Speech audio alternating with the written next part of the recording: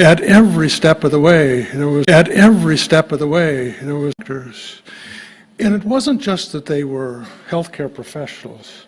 It's that they brought a buoyancy of spirit that's so typical of the Philippines. You know, it made me want to get well because I wanted to live up to the generosity that they were expressing for me. It was marvelous and a great, great thing. You know, we've had choppy relations between our two countries through the years. My friend Henry Howard is here. Henry was instrumental in returning the Balalinga Bell. You say to most Americans, they don't know what you're talking about, right? No American knows what that means. Every Filipino knows what that is. We took a bell from a Catholic church as a war trophy, you know? And it took 100 years, I think, to get it back. You know, Henry, thank you for doing that. But it's emblematic of the unevenness we've had between our two countries.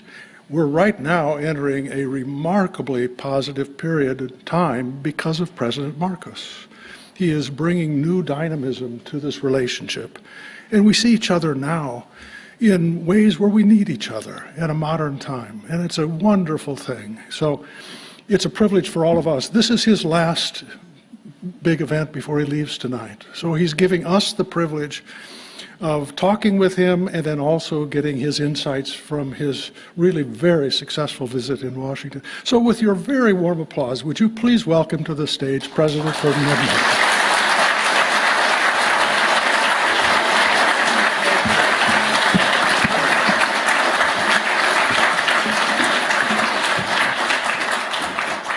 I get a special Filipino footstool.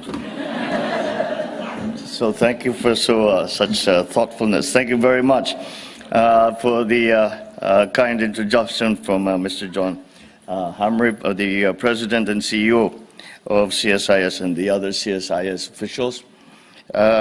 We have with us the Speaker of our House of Representatives, Speaker Martin Romualdez.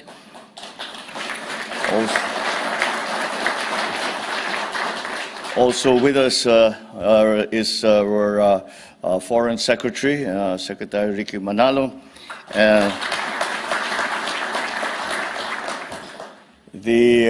our ambassador who cannot wait to see our plane leave. She has been working on this trip for a year. And I think that we owe him a pat on the back for the very good work, the groundwork that he has put in for us to have, for us to be able to say that at the very least this visit has been a most constructive and meaningful one. I was just speaking inside before we came out, and we were talking about the trip, and I said, generally speaking, there is a tendency sometimes when we have these official visits or state visits where you make these declarations and pronouncements which are very general and what we refer to as motherhood statements. We have this on this trip that has not been the case at all. We have gone into a remarkable amount of detail in terms of the establishment and the strengthening and deepening of relations between the U.S. and the Philippines. I am lucky, however, that these arrangements and these agreements have come about because we have such a very strong foundation of our relationship. And now here we are, the CSIS, one of the world's foremost policy institutions on national security and foreign policy issues, and have been a great partner in highlighting the Philippines to its American and, of course, international audience. Just 2 weeks ago, our Foreign Affairs Secretary stood before you to provide his perspectives, our perspectives, on the Philippines' deep bilateral ties with the United States, as well as our country's place in the Indo-Pacific and in the world. Today, I would like to delve into what I think our two countries and peoples have been and will continue to be naturally drawn to each other. I dare say that in a similar vein, the future of the United States will hold more promise if the U.S. works closely, hand in hand, shoulder to shoulder, in lockstep with the Philippines? The answer is simple and more fundamental even than our almost 72 years of treaty alliance. What truly binds our two countries and peoples is our shared value and our commitment to mutual prosperity. In May last year, a record 56 million Filipinos exercised their right to vote. True to our roots as the first Asian republic, we showed the world once again that the Philippines remains a bastion of freedom in the Asia-Pacific. When I came into office in July last year, I promised to uphold these same values to ensure that democracy delivers for every Filipino, especially while we still reel from the lingering effects of the pandemic and the ripple effects of even the crisis in Ukraine and to the Philippines and to the global economy. My father once said, "Of what good is democracy if it is not for the poor?" He was absolutely right. I'm quite certain that you will all agree that this is the very same principle behind the Biden-Harris administration's national and foreign policies. Our two countries are drawn to each other because we recognize that in order to achieve our common goal of peace and prosperity for our peoples, we need to work with like-minded partners. It is therefore not surprising that over the past 20 months, in particular, our two countries have seen a steady exchange of official engagements at all levels of government. This includes my first meeting with President Biden on the sidelines of the UN General Assembly in New York, and this visit, the first by a sitting Philippine president to the United States in over 10 years. I do not know quite how that developed that way, as that has not been the case in the past, but we are back on our normal road of partnership, working together hand in hand. Together with our most senior cabinet officials, President Biden and I had frank and open discussions on where we are in our bilateral relationship and where we want our alliance and our partnership to bring us, particularly in terms of addressing the most pressing challenges confronting our two countries today. We noted that the food, water, and energy crises, climate change, terrorism, transnational organized crime, they have all become enormous and complex challenges, not only for the smaller countries such as the Philippines, but even for the large countries and great powers like the United States. We are grappling with both new and traditional threats to our people's security. Nowhere more acutely felt than in the Indo-Pacific region, and the Philippines sits squarely at the heart of the Indo-Pacific region. It is for this reason that I called for evolving our alliance to make it more responsive to present and emerging challenges. It is because national security is no longer simply about territorial defense. Economic security is national security.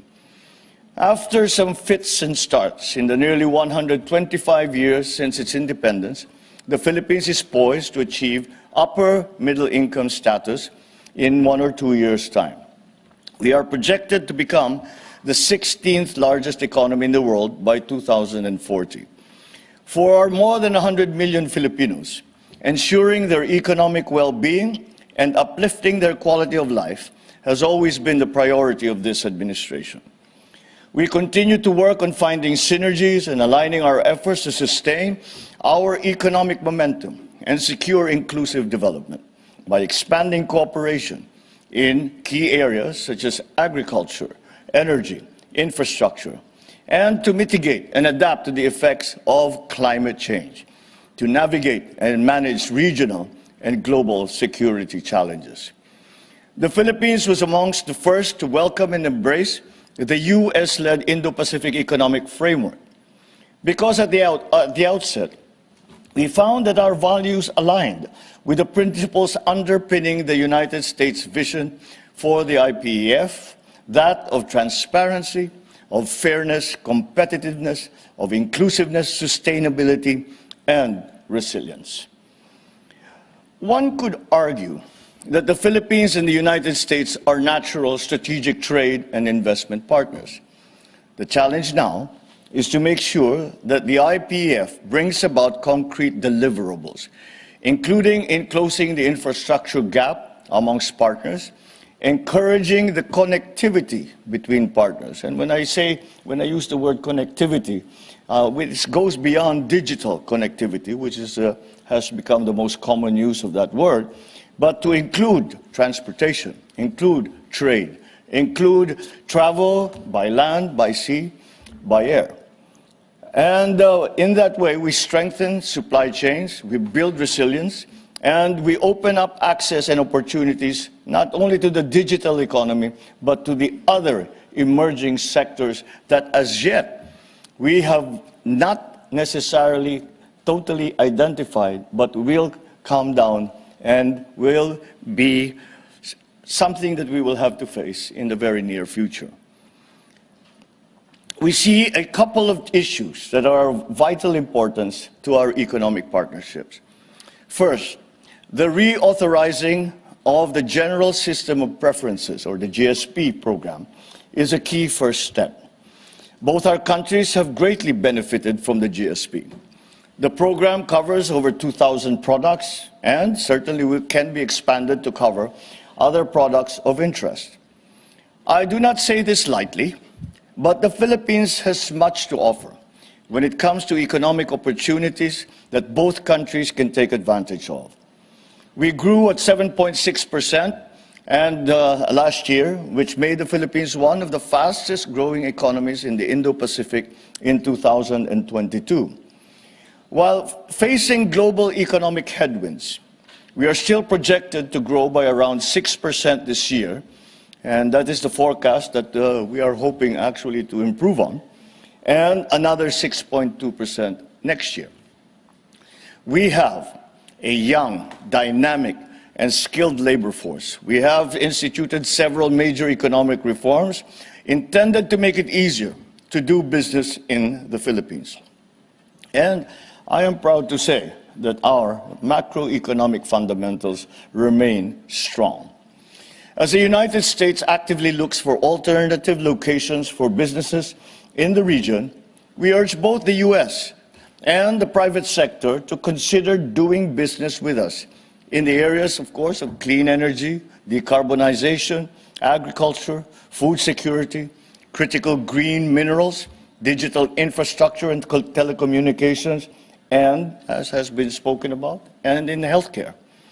We believe that not only do these areas have a high potential for growth, but will also provide the most benefits to our peoples. To advance our common climate agenda, energy and green metals cooperation will be an important piece of our engagement and must be prioritized. The Philippines is interested in becoming a strategic partner of the U.S. in terms of metal processing for American battery application and development. The increased deployment of clean technologies comes with an increase in demand for inputs of crucial energy resource minerals, including cobalt, nickel, which just happen to be very abundant in the Philippines. We are eager to work with the U.S. government to carve out a clear pathway for maximizing incentives under the Inflation Reduction Act to help our sources of raw and processed materials for battery production to complement your national blueprint for lithium batteries. We have recently advanced discussions on a possible 1-2-3 agreement. We see nuclear energy as an important part of the country's future energy mix, both for ensuring supply and bringing electrical costs down.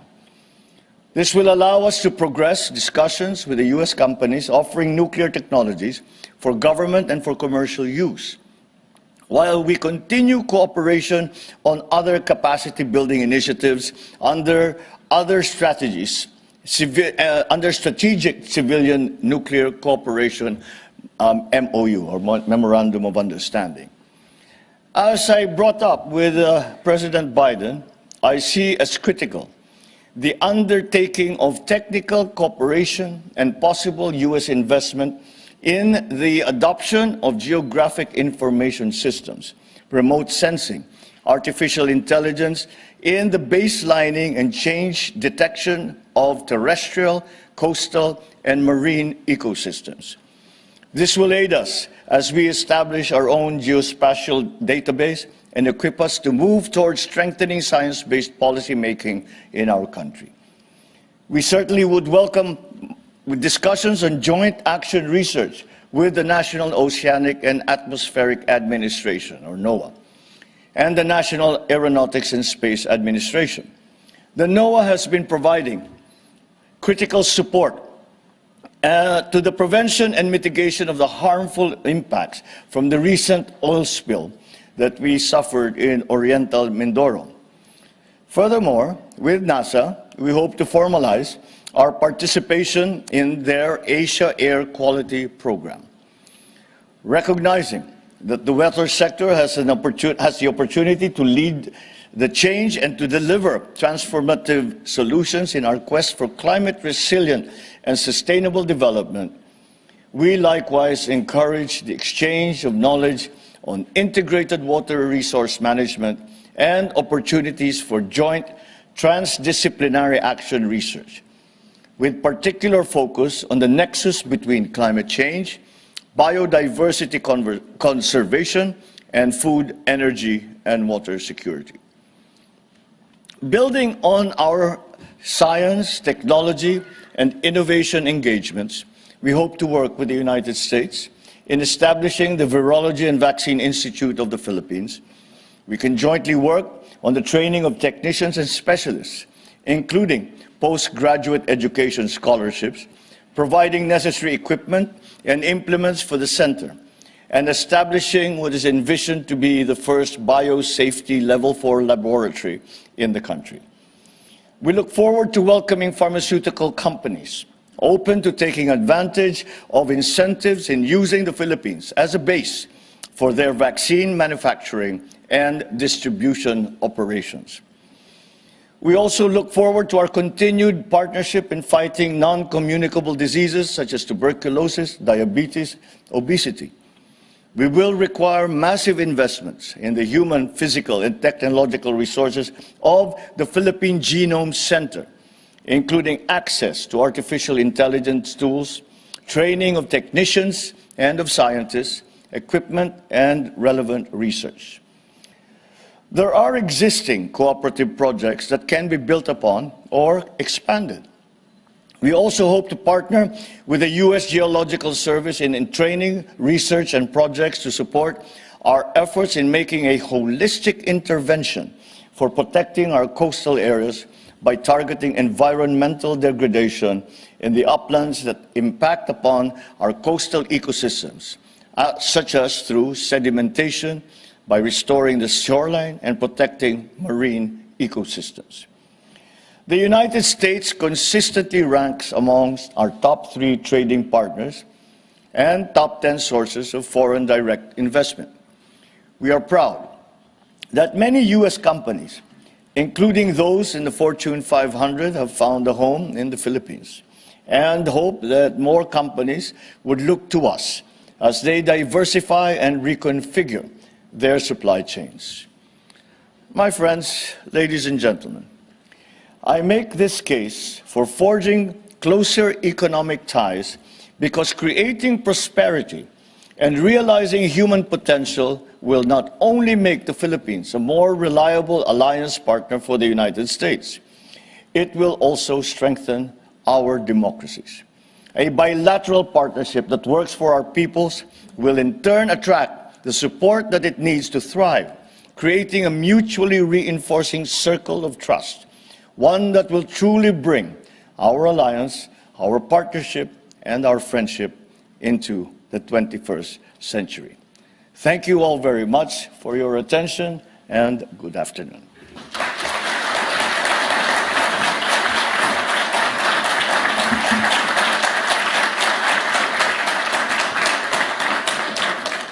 Well, let me be the first to thank you, President Marcos, for some phenomenal remarks and congratulate you on a phenomenal week of visits. I want to reiterate what Dr. Hamry said earlier about just how impressive the last few days of engagements has been. I'm Gregory Polin. I direct the Southeast Asia program here at CSIS.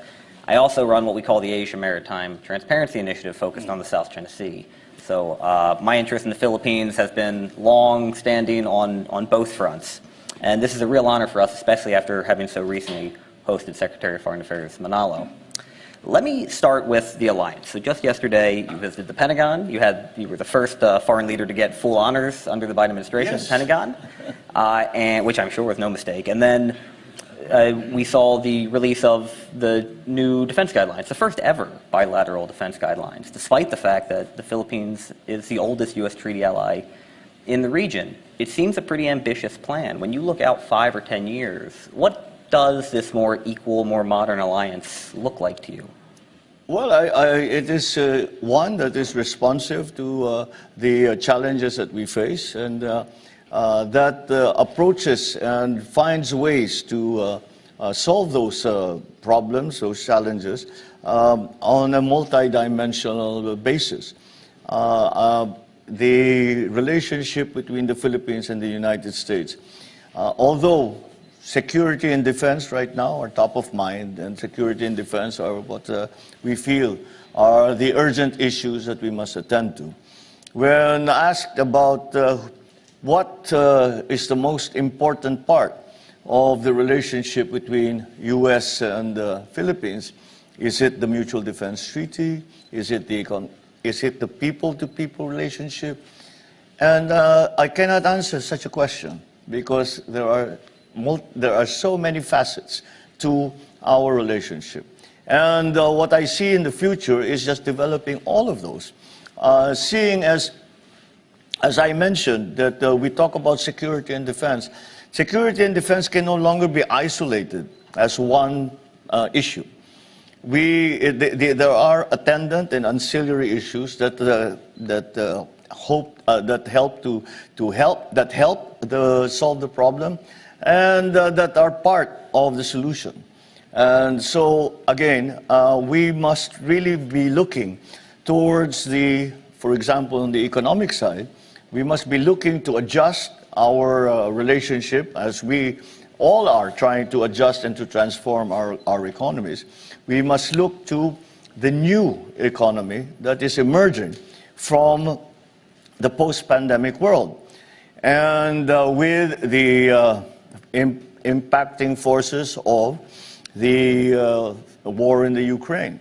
And those are some things, these are elements, these are issues that we never really had to deal before. So now that is why the relationship must recognize that such is the situation, and that is what we had hoped to achieve. And I think we have taken the very good first steps and in the right direction for our relationship to be able to respond in a relevant fashion, and with an agility that can accommodate the very fast-moving geopolitical forces, the very fast-moving geopolitical issues that arise now, whereas it used to come every year or so, now they are every week or so, and sometimes even quicker than that. So that is the direction that I see the RP-US relationships heading. And this is what we are going to try to develop. And I think that we are in very good agreement with your president and your government as to the directions that we need to take. And this visit has been most constructive in bringing us to that point where we can say we are ready, that we are capable of looking to the world and seeing what the world has become or what the world has evolved, and evolving as well together, so as to be able to play the part that we choose to play in the community of nations. Most of the announcements that came out of your trip here this week, including the joint statement with President Biden, focused not on security, but as you indicated, on food security and climate change and energy and trade. Are you happy with what the U.S. has put on the table to date on the economic front to make this really a comprehensive, not just a security-focused relationship? Well, I think that, yes, I am. No, it's simply because I think it is well recognized by both our governments, not only in the directions that we're taking, but the policies that we undertake. And for the part of the Philippines, even the new legislation that we have enacted, yes, we are attending to what can be considered to be the most critical areas. They may have, because of the situation in the geopolitical world right now, they may have begun or started with a focus on security and defense, but that was only a starting point. And from that starting point, the wide-ranging discussions that we have had, and the wide-ranging discussions that we have had have come up with some concrete proposals that now our governments will go away and study and try to find a consensus between our two governments on how to move forward. So I think this visit of myself, of the members of the cabinet, and some of the rest of the official delegation, we also had brought with us many members of the private sector. That this visit has become a very has certainly set the direction very clearly. And it is important in this volatile situation, this volatile setting, that clarity must be there, so as we are very clear in what we intend to do, what roles we play, and what positions we take on certain issues. And that, I think, we have largely achieved on this trip. Thank you. You mentioned labor rights and human rights, and a week and a half ago, in response to the tragic murder of Alex De La Rosa, your Department of Justice issued a very strong statement condemning the culture of impunity in the Philippines, arguing that it will not be allowed to stand. Could you elaborate a bit on what your administration's plans are to tackle that culture and the human rights abuses that it's allowed? Well, I think those derive most of the discussion that are critical of the human rights situation of the Philippines derive from the policy that we undertook to fight the drug war. And perhaps and in my view, what had happened in the previous administration is that we focused very much on enforcement. And because of that, it could be said that there were abuses by certain elements in the government, and that has caused some concern with many, in many quarters, about the human rights situation in the Philippines. Well, I cannot speak to what my predecessor had in mind and what his idea was, but what I can speak to is the policy that we have undertaken. And that I said the drug war continues to be at the source of much criminality in the Philippines. The syndicates have grown stronger and wealthier and more influential, worryingly so. But instead of going after everyone, we have tried to identify the key areas where we have that we have to tackle, the key areas that we have to attend to, so that we can see a diminution of the activity of the drug syndicates. To this end, we have just finished, we instituted a process by which we asked, it is very clear, I think anyone who looks at the drug problem in the Philippines, even very quickly, will immediately see that the problem lies in enforcement. And some of our law enforcement officers have been sucked in to these terrible systems that have enriched themselves at the cost of the lives of many, especially our young people.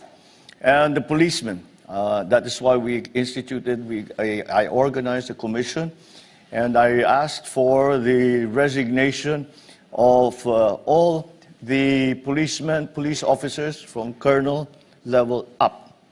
And we have received about, 917 resignations. And we are now in the process of looking through the records of these officers to see those that have had derogatory comments, those that have evidence against them. As of today, 2 of those very high-ranking, I think general rank, have already been removed from, been separated from the service. And there are still over 30 cases that are being administratively investigated. And that will continue. And if anything is found that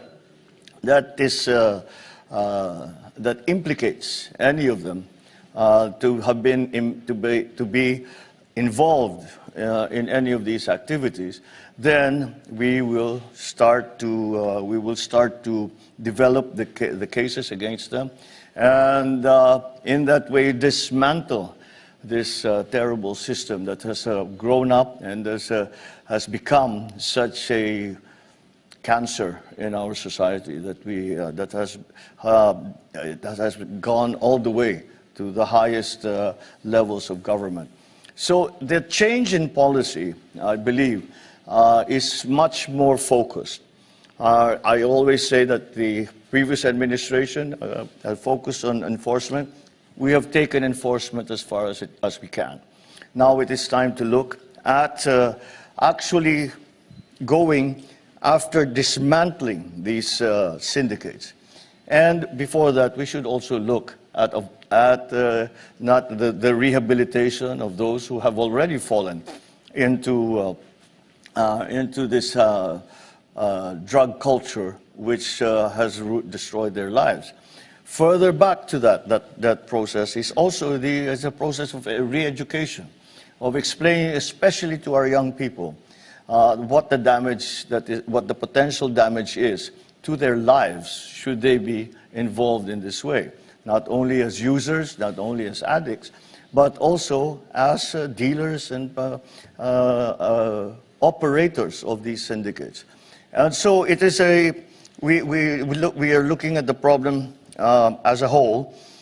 We start with the errant policemen. We go back to the rehabilitation process for those who have unfortunately fallen into this addiction cycle, and for the young people in the country who have yet to, who I hope and we hope will never enter into that kind of lifestyle, to continue to educate and to give options to our young people, so that they are not tempted to indulge in these activities. Thank you. Now, before we turn to the online and in-person audience, I have one more question. We have to address the elephant in the room. China continues to harass Filipino mariners on a dangerous basis. Just last week, we had a near collision with the Philippine Coast Guard vessel at control, and China has been highly critical of your moves to deepen the alliance with the U.S. How can you maintain a stable relationship with Beijing while still defending Philippine sovereignty? Well, in the same way that we maintain our relationship with the U.S., we constantly consult with our allies and our partners. We constantly keep our lines of communications open. When I went to see President Xi in Beijing last January, I proposed, so as to avoid these incidents, these unfortunate incidents that we see every so often, such as the blocking of our fishermen from their fishing grounds, such as the, intimidation, really, of many of our maritime forces. I suggested that to avoid these instances, I suggested that we institute a system wherein we have a direct contact, one president to the other. And in that way, no matter if I cannot speak, for example, to President Xi himself, I have someone that I can pick up the phone and call who I know and I have confidence in making my message arrive to the President. And this works, of course, both ways. That if the President of the People's Republic would like a message to arrive to me, then that we have a system in place. We have a system in place to achieve that. And we are still working on it. Our Secretary of Foreign Affairs is working on the details of that. Well, I refer to it as a hotline, really. And hopefully that soon we will have that in place. We will have that functioning. And in that way, this engagement is really not an option. We try to balance. In my first State of the Nation address, I said that the Philippines' foreign policy will keep the Philippines a friends of all and enemy to none. Our foreign policy is almost simplistic when I describe it, because our foreign policy is based on the pursuit of peace. Our foreign policy is based on the promotion of our national interest. Now, the promotion of our national interest include the defense of our territorial integrity and of our sovereignty. And that is what that we are working on now. And I think that as long as we continue that process, as long as we continue to engage, as long as we continue to assure all our partners, not only China, but all our partners, the ASEAN member states, all the countries in Asia, all those we now include in the Indo-Pacific region, that we have an open and clear and available system to be able to communicate with one another, to have a very open and candid exchange of views, and to explain what it is that we are concerned with, and to listen to the concerns of other countries. That seems to be the only way, because we certainly do not want to provoke a more serious situation than it is already now. We certainly do not want to cause an incident by misjudgment, by mistake, that will elevate the conflict from what it is now to a higher level. And that is not the work of a day or a week or a month. It is something that is ongoing and that really should never end. And that's, in my view, is the only way to keep the levels of confrontation, the levels of misunderstanding to a manageable level. Thank you. All right, let's open it up to the audience. We have a microphone for those in the room who would like to ask over on my left here. If you just stand up, and while you make your way there, let's go to one of those that came in from our online audience. So first we have Leslie Wilhelm. She's a U.S. Navy civilian. She asked, what is the biggest immediate need for the Philippines to address the impending loss of the Malampaya field in 2027? This is an energy security question, I suppose. Again, that's actually a terribly good question. Because the only way to resolve the issues that are outstanding is to once again keep talking and to come to a consensus, to come to an agreement, and to continue to negotiate. It is not an easy process, but the Malampaya fields are the natural gas fields that lie within our baselines and within our exclusive economic zone. And that, again, is being questioned in certain cases, in certain areas by China. And we continue to negotiate with them. We continue to find a way. The essential problem, the essential roadblock to that whole process has been very simple.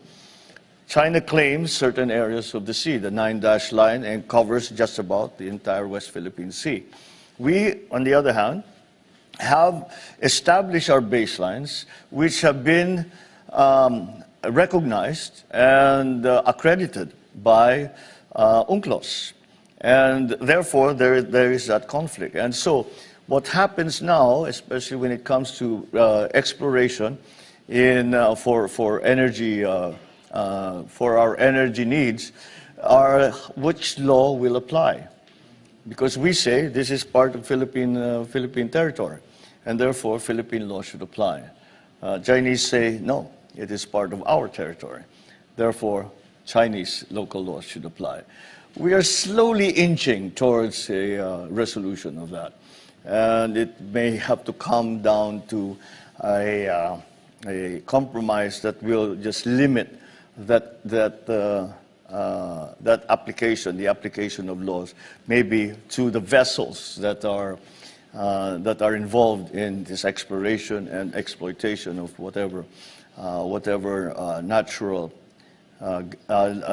gas fields we can access. So that's one of the suggestions. But as I say, it's not like there is no silver bullet where you say we'll do this and it's done.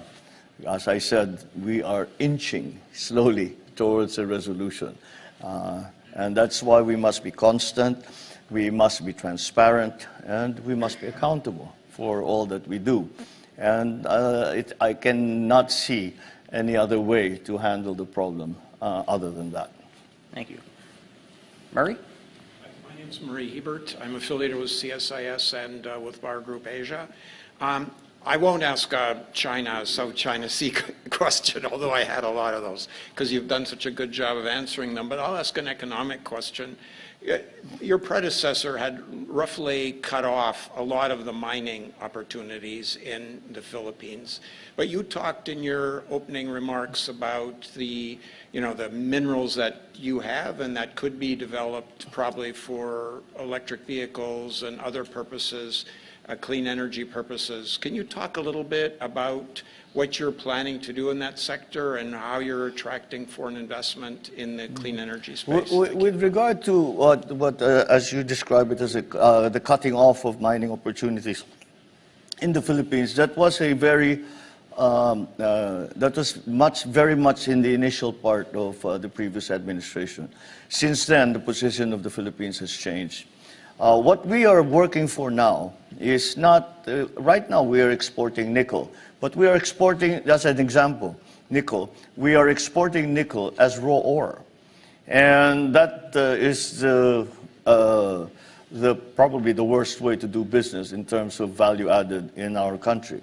And so what we are working towards now is the processing and leaving the value added in the Philippines.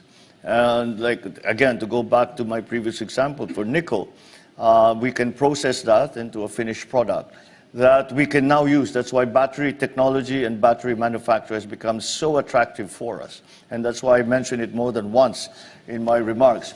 Simply because we have available to us all the minerals that are necessary for the production of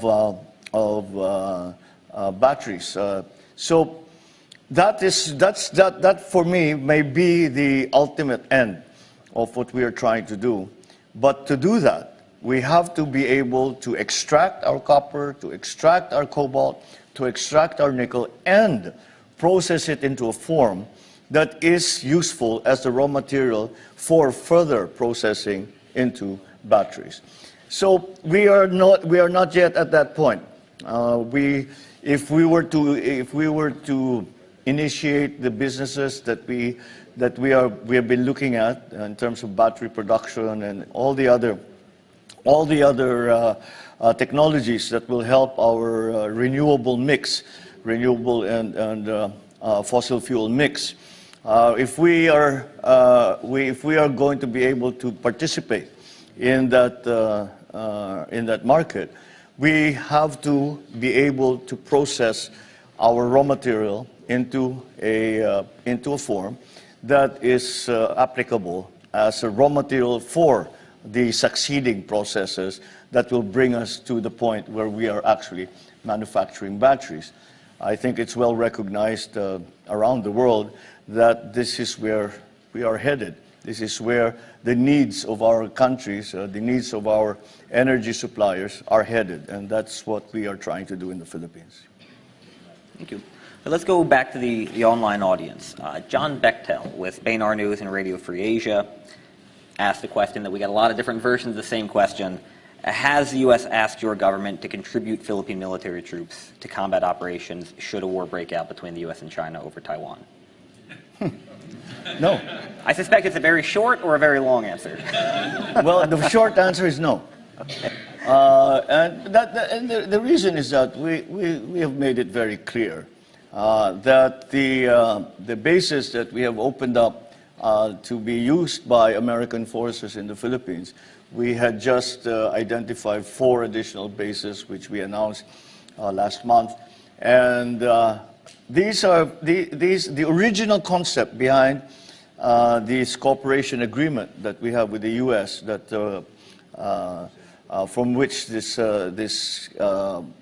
new bases were derived from. It was really because of the effects of climate change and the increasing instances of disasters in the Philippines.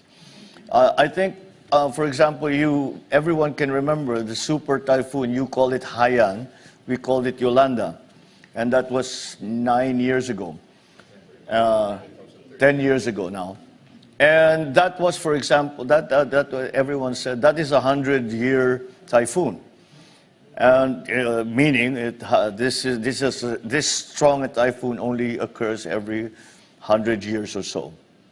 Well, 8 years later, we had Typhoon Odette that was not quite as strong, but laid waste to as much of our resources as Yolanda did. We call it Yolanda, of Haiyan, that Haiyan did.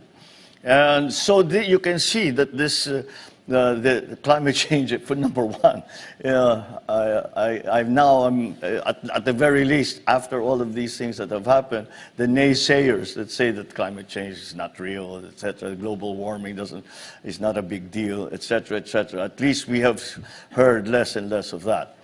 But that recognition that this is the situation that we are facing. The Philippines, in terms of climate change, has been determined and assessed to be one of the most, if not the most, vulnerable countries when it comes to the effects of climate change.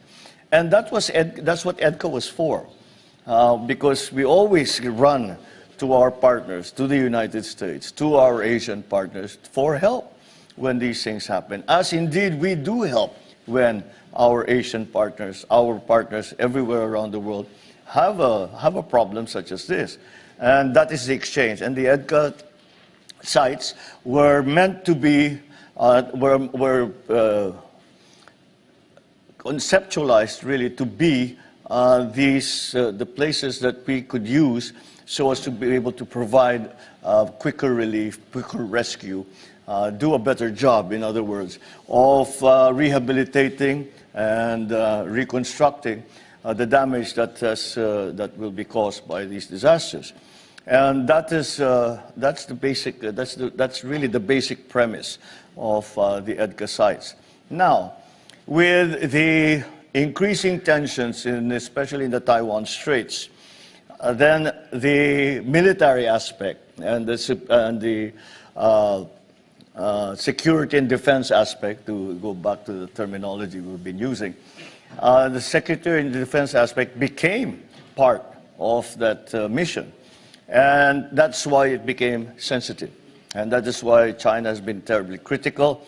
But I do everything I can. The foreign minister of China just visited with me a couple of weeks ago, 3 weeks ago. And I told him and I assured him that no, these are not intended to be military bases to attack, to move against anyone, any country, not China, not any country. We have, again, let me return back to the simple concept of our foreign policy, and it is the continuing work that we would like to be involved in the pursuit of peace. And that continues to be the case. So I am, if should there be such an attempt to use the EDCA sites for offensive action, then that would be outside the parameters of what we had discussed and what the EDCA sites are in fact for. So, but to be fair, the United States has never brought up the possibility that the United States will use the EDCA sites as staging areas for any offensive action against any country.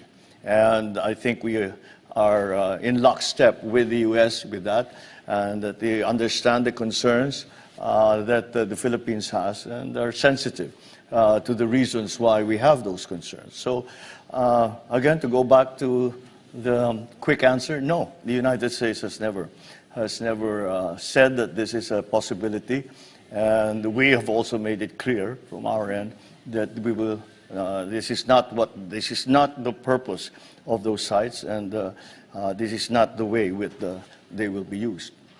Thank you, sir. I know it's been a very long week, and this is your last public event, so we are going to end it on time. That's going to be the last question. Please, everybody, join me in thanking the President of the Republic of the Philippines, Ferdinand Marcos Sr.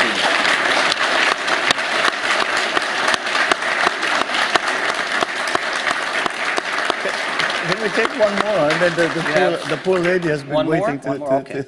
This is like in the concert when they come out for the encore. We have one more. It's like an encore question.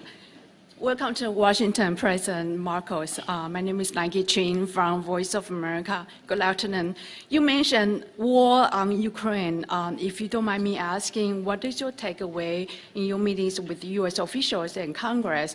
And how do you assess the possibility of U.S. and China work together to mediate an end to the Ukraine war? And if you don't mind me being very direct, would Southeast Asian countries like the Philippines welcome it or being skeptical about it? Thank you.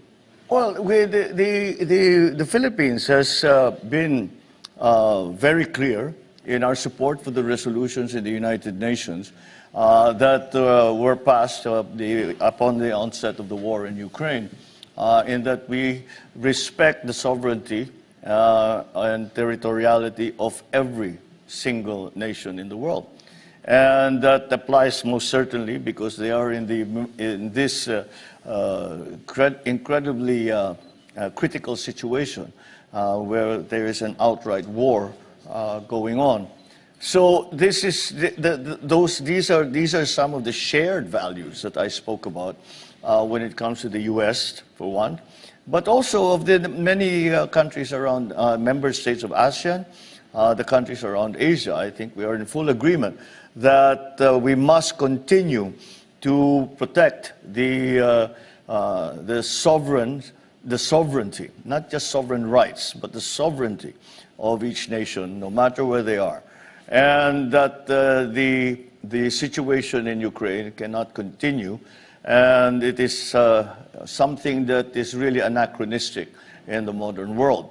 But nonetheless, we all think that way. And they say when the first reports started coming in about the massing of forces by Russia on the Crimean border, the border with the Ukraine, we all sort of shrugged and said that this is not going to happen. It's 2022. You know, this is not the sort of thing that goes on anymore. Boy, were we wrong. We know now exactly what has occurred, and so we must continue to present a united front, because the war in Ukraine has affected everyone. Strangely enough, because it's not something that we expected. We never expected that the war in Ukraine would make any difference to the lives of ordinary Filipinos. Well, it has, in a very serious and profound way. And that's why it is essential that we are all, and I speak in terms of ASEAN, I speak in terms of Asia, that we are all shoulder to shoulder and continuing to promote the rights of every sovereign nation to protect its borders. And I think that is the principle that we must hold close and fight very hard to defend. That is the position that the Philippines has. I believe it is the position that ASEAN has, and I believe it is the position that most Asian countries have. In fact, all Asian countries. Thank you. And with that, please join me in a round of applause. Thank you.